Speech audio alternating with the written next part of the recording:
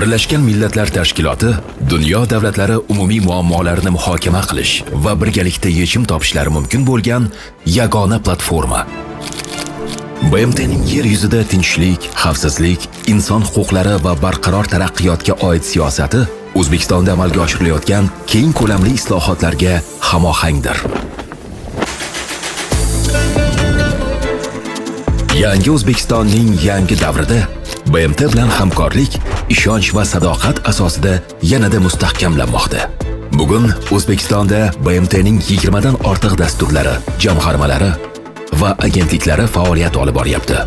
Ular inson huquqlarini ta'minlash, ijtimoiy himoya, kambag'allikni qisqartirish va hayot sifatini yaxshilash yo'lida ko'plab loyihalarni amalga oshirdi. Bu loyihalar oddiy odamlar, oilalar hayotiga baxt olib kirdi. BMTning O'zbekistondagi jamoasi bundan faxrlanadi. Birlashgan Millatlar Tashkiloti bilan asalarichilikni o'rgandim. Biz birgalikda bolajonlar komil inson bo'lishi uchun ularga bilim beramiz.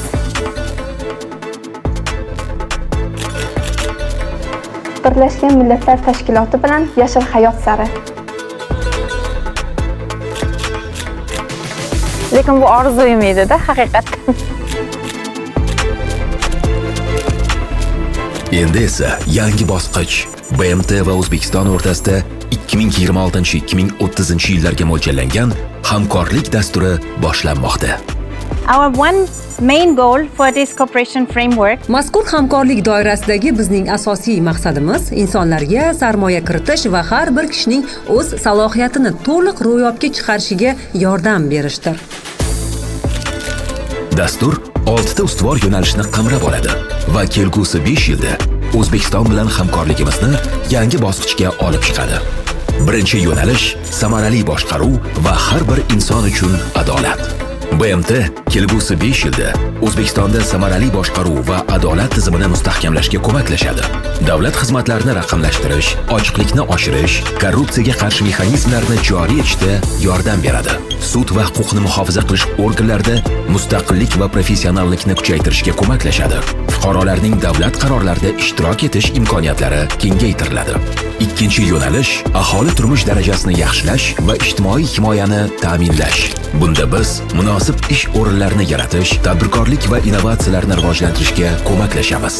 Kambag'allikni qisqartirish, ayollar va yoshlar uchun yangi imkoniyatlar yaratish, nogironligi bo'lgan shaxslarni qo'llab-quvvatlash bizning ustuvor vazifamiz bo'ladi. Uchinchi yo'nalish sog'liqni saqlash tizimini rivojlantirish. Biz sog'liqni saqlash tizimini takomillashtirishga ko'maklashamiz. Onalar va bolalar salomatligi, sifatli va arzon tibbiy xizmatlar, kasalliklarning oldini olish.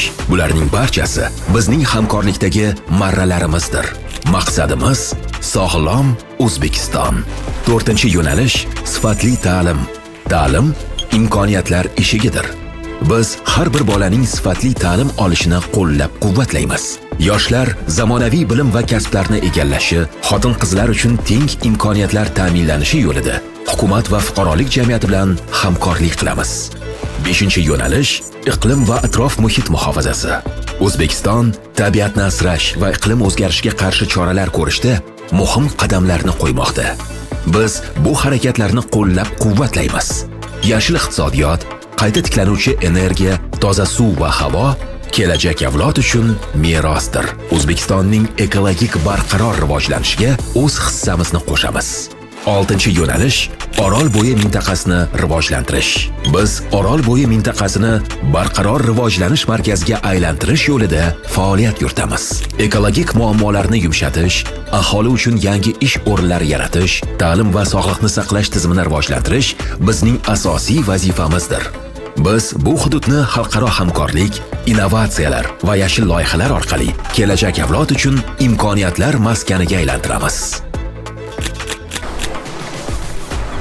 As we embark on our new journey, I invite all of you, our partners, Yangi yo'lga chiqayotgan ekanmiz, barchani, bizning hamkorlarimizni O'zbekistonni yanada farovon va inklyuziv davlatga aylantirish yo'lida biz bilan birga bo'lishga chorlayman.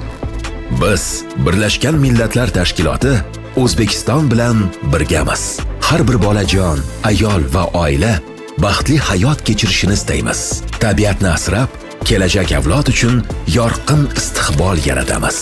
Birgalikda farovon va adolatli kelajak sari.